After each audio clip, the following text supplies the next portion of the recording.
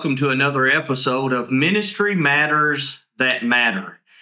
I'm coming to you from Marshfield, Missouri, or Missouri. I have found out that they pronounce it both ways. Even asked at services tonight. Two ladies sitting by each other pronounced it differently. But we are here. They have had a missions emphasis day, and a number of us from Latin American missions have been here. And so I've got a couple of my friends on today's podcast. So I want us to focus on what can help us to do a better job, be more effective in mission work in foreign countries, countries outside of the U.S. And of course, missions is something we can do in the United States, but our focus in this episode will be outside of the United States. So thank you for joining me for another episode of Ministry Matters That Matter.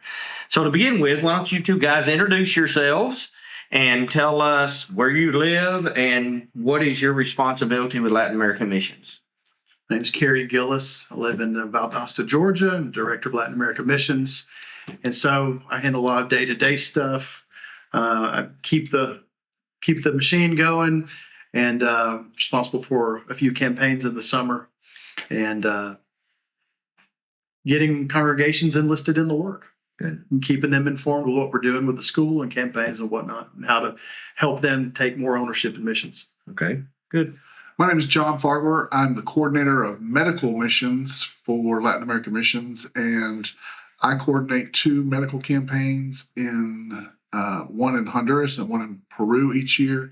And I strategize with the local preachers on evangelism techniques and strategies for the areas and the countries that we work in.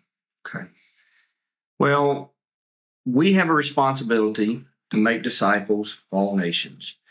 So as you think about taking the message outside of the U.S., specifically, I want you to share with me about if individuals from the U.S. participate in campaigns, whether it's their congregation doing a campaign or a mission trip, or they go with a group, an eclectic group of folks from multiple churches, etc., whatever takes them, what are the benefits to a congregation in the U.S. when their members participate in a campaign in a foreign country? So why don't you start us out?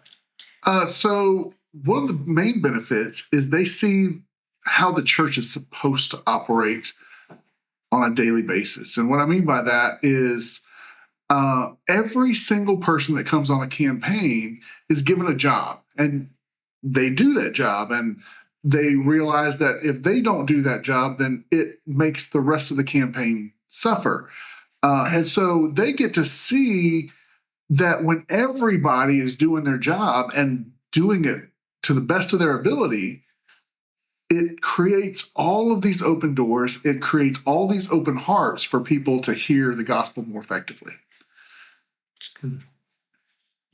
Well, one of the things that I've witnessed is that, like I said tonight, the average person in the pew, when they are going through their day-to-day Christian life, they just kind of feel like they don't matter. You get into a campaign situation, and all of a sudden you're like, I didn't realize how valuable I was. As long as I know what I'm supposed to do, and I know what we're working towards, that's just so empowering to somebody. It makes them alive. It makes them feel like, oh, I matter now, and they realize my life is a whole lot more than just showing up for the status quo. Is I can bring value, even if it's in a small way, a way that might seem insignificant, but in the big picture, it's invaluable. I think about a comment you made tonight about the mentoring that takes place, where you have teams go out to do door knocking, to do actually Bible studies. And so you pair an experienced person who has led a lot of studies with those who haven't, so they're able to watch, and then they're able to turn around and do their own study. So there's a level of experience in mentoring that you're not always able to do, because you're doing studies all day, every day for 4 or 5 days. And so you just have some unique opportunities, I think, for mentoring. Yeah, you're able to sit and just watch just how somebody does something. And it's just amazing how just a few hours of that totally transforms somebody's confidence. Yes. Yeah. That's good. All right. So let's think about the general idea of churches in the U.S. supporting works in other countries. And that comes in lots of shapes and fashions. It may be supporting a local preacher. It may be supporting a school. We work with the Bible School of the Americas, and others work with other schools. So what is a common mistake that you see churches making that are supporting our individuals? Because there are a lot of folks who give individually to works. What are some common mistakes you see that churches make when they're supporting work in another country? And what is a tip or two that you might share with churches and individuals when supporting works in other countries? One of the things is that they're under this misconception that support or missions is just sending money in perpetuity. Instead of actually knowing who it is they're sending money to, having a relationship with them, visiting with them, setting goals with them, trying to help them mature, mentoring them. And like we were discussing earlier, it may take a decade or more to really start to show progress, but it's a matter of what are we actually working towards? What's our end goals rather than the goal of just helping them to exist. We need our goal needs to be to help them thrive and help them mature. That's not really that hard of a thing to do, but I've seen it's kind of the pattern. A lot of people just think, well, missions is just sending money, which is not. That's important, but to what end, right? To what end? Yeah, I see all the time. I've had congregations or elders or ministers brag about, like, man, 45% of our budget goes to missions, and it's like pat on the back, and I'm like, okay, but of that 45% of the budget, how many of you know your preacher's middle name, or the guy that you're supporting, his wife's birthday, or how many kids that they have and what ages are they? Do they know, does the preacher you're supporting, do they know your elders? Have your elders been down and encouraged that preacher and taught him and continued his education? Have they gone to visit the members of that congregation? And it's got to be more of a partnership and a sisterhood than what I've seen a lot of congregations do. And so, I'm blessed that I get to work with several congregations that do this very well, where they'll go down and elders will go down every year. They'll visit with some of the members, or they'll go and visit every member of the congregation, and they'll specifically target some of the members who have fallen away. And they do this so well, and they do it every year. I mean, one that comes to mind, and I know he won't mind me mentioning, is the Paintsville Church of Christ in Paintsville, Kentucky. They go down to Peru every year and visit the congregation that they support, and they know each other, they laugh with each other, they commune with each other, they stay and have been a part of each other's families, and it is a really good message. And so the tips that I would give is that if you're going to support somebody, it's got to be a partnership and in a almost a marriage, because there's this misconception that missions is going to take 5 years, and in 5 years you're going to grow a congregation from 0 members to 100 members, and it's going to be self-supporting, and then they're going to start establishing elders, and it just doesn't work. It's never going to work that way. And so it just needs to be more of a partnership and a team effort, because in that way, helping that congregation helps your congregation. And you helping them makes your congregation better, because they see the growth, and that helps raise the expectation of your own congregation for there to be growth. I think about the Graveyard congregation I worked with, and I assume they still have this philosophy, but basically they had a philosophy that they weren't going to support a work unless they went, or if they supported a work, they were going. It wasn't just going to be money, but that they were going to send people as well. Did you have a tip that you wanted to add or anything? I was just going to say, I remember talking to a minister one time, just picking his brain, And he was kind of bragging that they had a pretty big budget. They supported like 25 different works. And I said, "Do y'all go anywhere?" And they said, "No." And I just thought that's emblematic of a kind of fundamental breakdown or misunderstanding in the cultural mindset in the church what missions means. So going and taking ownership, that it's like a spiritual injection of expectation and of an ownership of evangelism. It just goes hand in hand with evangelism. We're helping a congregation grow. Well, what are we doing to help them grow? Well, we're doing these things to help them grow. Is this the campaigns? Where are you doing things on the campaigns to help another place grow? You're not going to be able to help, but your members doing that at home because they're just in the habit of that. Bring it back home. Yeah. And I can tell you also, just because we get to see both sides of it, like I said, Paintsville does a really good job, but I also see the effect that it has on preachers when a kind of supporting congregation doesn't do a good job. It's lonely. Mm-hmm. It's hard. And there is difficult places that they don't have, they may not even know the name of the congregation that supports them. They certainly have never met anybody from that congregation.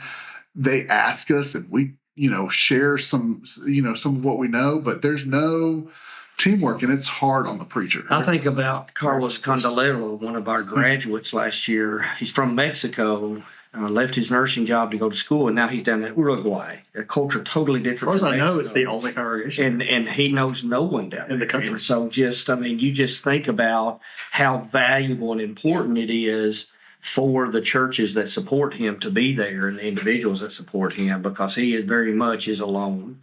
So let me ask you one more question. Think of what we just said about mistakes you see people making and suggestions related to supporting works in other countries. What are some mistakes you see and some suggestions for people who go on campaigns? And so when they go on a mission trip or campaign, what are some common mistakes that you see gringos, U.S. folks who go into the mission field mistake? And what suggestions do you have for those going on mission trips, or in the case of several that participate in this podcast, they're leading some of those? Yeah. So I've got two that are kind of funny.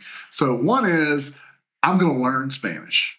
I'm going to go home and I'm going to get on Duolingo or whatever, app that I can get. I'm going to learn the language. And it's comes from a good place. It's very heartfelt, and they want to communicate better. They want to do better. But I've even seen congregations that I know of one congregation that hired a Spanish teacher from their local community college to come and do all. And while it is great and all, you don't learn a language that way. You just don't. You've got to be in it. You've got to submerge yourself in it. You've got to speak it every day.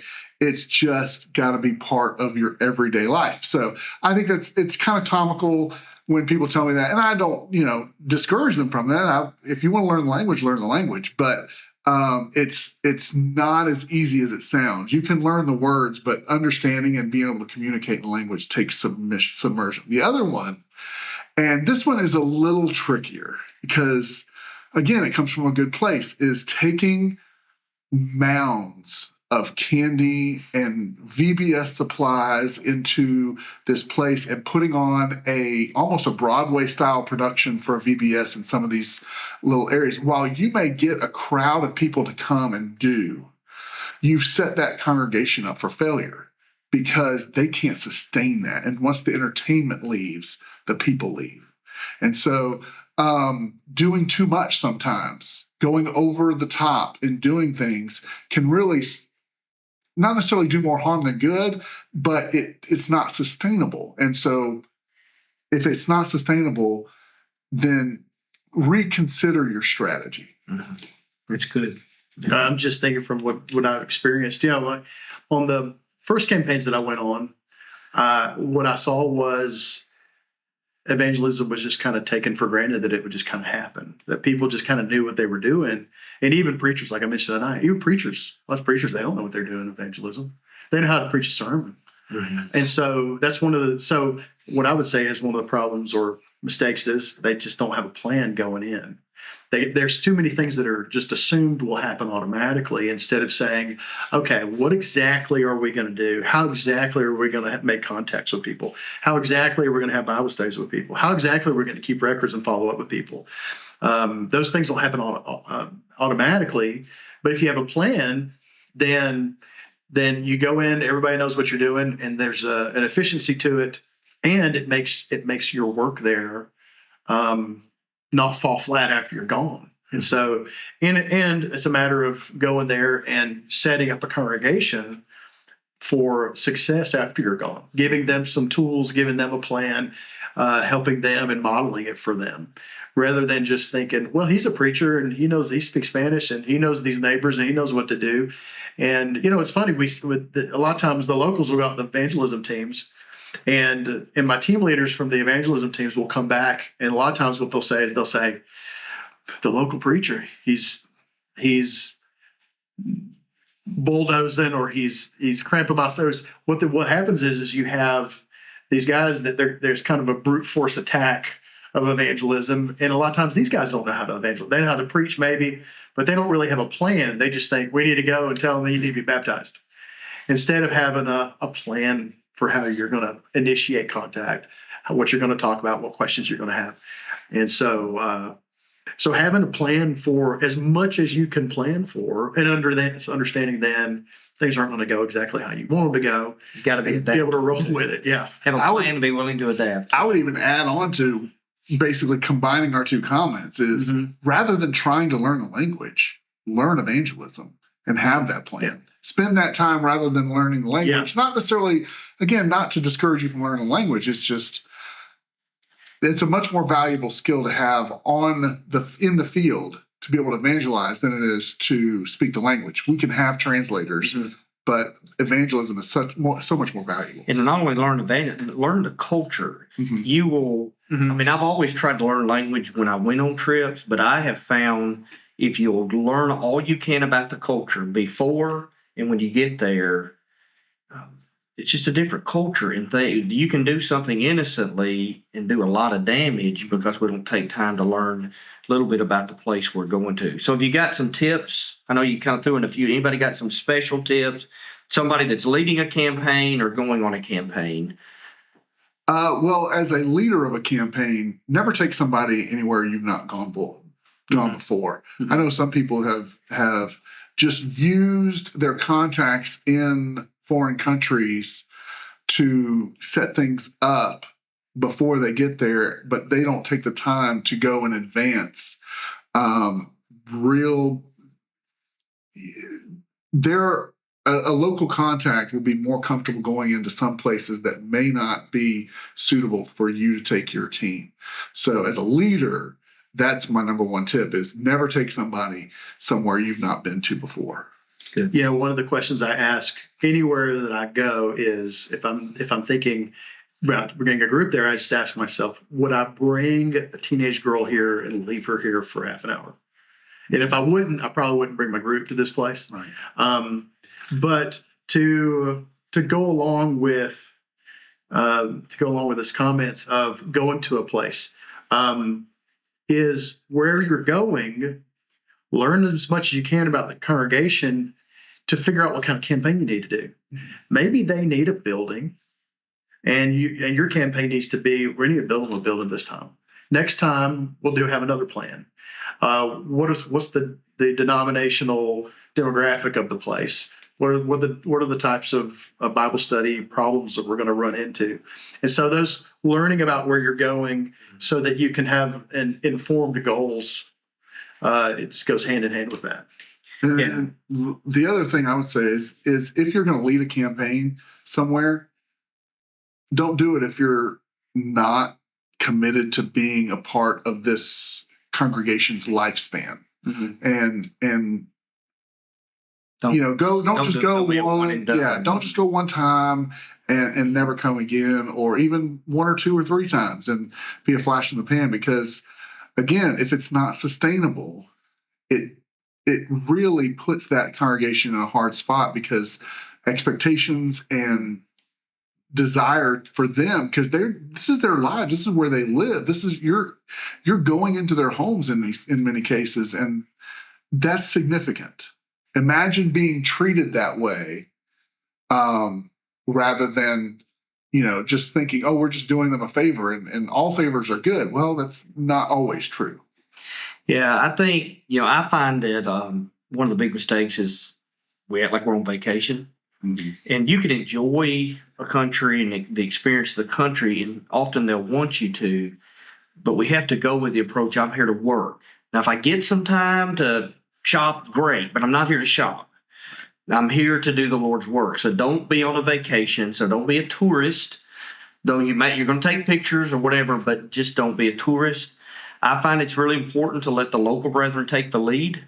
Okay, they'll try to put the gringos to the front, but one of the best things you can do in a campaign is to promote the locals. For some reason, there's this mentality that a preacher from the U.S. is more spiritual in a lot of the countries I go to than our preacher. Okay, they know the Bible equally. They've been to schools, etc. But there's some reason, and so one of the things you can do is brag on the local preacher, brag on the local leaders, push them to the front, listen to them. Let them guide you and educate you on the country and on what to do, what not to do. I think those are some really big things. Make sure you have accountability procedures in place for your money and how all that money is going to be handled. Those are just some things that I have found helpful in going into countries, and just respect the local folks and respect the local culture. A big thing I have found is remember that a lot of our colloquialisms, a lot of our idioms, a lot of our stories don't translate. Right. And so I can vividly remember a young lady in Panama. I was staying at their house. It's the Lopez home in La Chorrera. Yeah. And so one of the girls was taking a class in English. She'd been taking it all through high school there in Panama. And so they were in this one class dealing with, unique phrases and idioms in the U.S. And she says, so I said, can I help you with it? She said, yeah, I'd love some help with my homework. So we sat around the kitchen table, and she said, so tell me, what does it mean that it's raining cats and dogs? And so I didn't even think about it. Is that literally cats and dogs falling from the sky? And I mean, she's a senior in high school. But you think about, we have phrases and that don't make sense. So what I found is if you've got a translator, you need to, first of all, don't try not to use phrases that are unique to our culture. And just speak in plain, simple language. And when you're working with your translator, make sure they know what stories you're going to try to tell and what passages you're going to use. And often they do not want to quote the Bible on the fly because they're afraid if they don't quote it properly, the people in the audience who've got their Bibles open are going to say, you didn't translate it like the Reina Valera. They want to open their Bible and read it in their translation, not translate your English. So let them read it directly from the Bible their audience is using. Those are just some things that I found helpful. So before we wrap up, anything else? One more thing going along with making sure that you're doing what you're there to do, but having time for downtime. Have an itinerary that go ahead and plan every hour of your time there. Because what you'll do is every day you'll say, okay, I know exactly what I'm doing today, and you have time planned for downtime. Yes. And that keeps you on track. Because there are going to be days where you wake up and you're not going to want to do what's on your itinerary, but you're just going to do it. Yes. Because that's what you're there to do. Yeah, I do think it's helpful because, people have to rest sometime. And people will work hard if they've got a target. Okay, I get a break here, so I'm going to give it all I've got for 8 hours because I'm going to go to the waterfall. And sometimes on my campaigns, sometimes people they push themselves too hard. Yeah. Let them have a few hours. Let them have as long as they need. They're there to work, and you can tell that's probably why they push themselves so hard. So have mercy on people that you take too. Yeah, it's so there. I mean, we could talk for hours about all the different things that we could do. I would say before you leave a campaign, go on a campaign. And ask a lot of questions. Watch how it's done. But also be careful. insisting that you know how things ought to be done. I know that there are so many people who have great intentions and they think that, they've got great ideas and stuff like that. A lot of them have been tried and done or whatever. I know specifically when I am planning a campaign, or if somebody comes to me with a suggestion, I have one filter through which I filter suggestions. And that filter is it going to lead me to one more soul? If your idea is going to lead me to one more soul, let's do it. Does it work? Yeah. I'm going to give one last thing just for all the missionaries out there. Of course, in the work we do, Latin American missions, we don't have folks from the States who go live in Latin America. Our work is training locals to do the work, and then we support and facilitate them. But I've had lots of friends who've done mission work, who've gone from the States to the other countries. And I'm going to tell you that a lot of those feel like campaigns interrupt their work. So there is value in having a campaign team come. It can often help them generate contacts. It gives them bodies to do some things they can't do because of the size of the membership. It can do great things for the local congregation. But also, coming at a bad time of the year, coming when they've got other things going, not thinking about their schedule and their world, or when you have campaigns that just keep coming on back of each other. There's 5 different churches that know this preacher, so they all want to go to Cusco, Peru. And so what I've had a lot of guys say, I can't do my work because I'm entertaining all these gringos coming in. So remember, when you're choosing time, when you're choosing what you want to do, the goal is what's best for the local church. So when I'm trying to set up our future minister camps, I will say, maybe these times work best for me. You tell me what works for you.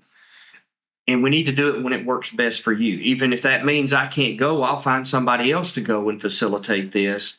It has to work best for them, and we want to assist their work and not hurt them. So I know we could go on all night. I appreciate you guys taking the time to be here. Absolutely. Appreciate what you're doing for God's kingdom. I appreciate what you are doing for the kingdom of God, and I know a lot of you are involved in mission in other countries, and I thought maybe tonight's episode would give you some things to think about. Just be faithful. Know that you are an instrument in the hands of God, and there will be people in heaven because of you. So don't quit. Don't give up. Don't give in. You're making a difference. Thank you for joining us for another episode of Ministry Matters That Matter.